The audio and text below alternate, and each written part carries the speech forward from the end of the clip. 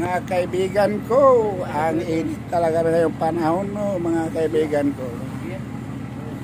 Galing ako sa agency, mga kababayan ko, nagkuha ako ng passport ko. Ngayon ko palang nakuha. Hindi nakabayad ako ng ito, 1,700 ringgit po.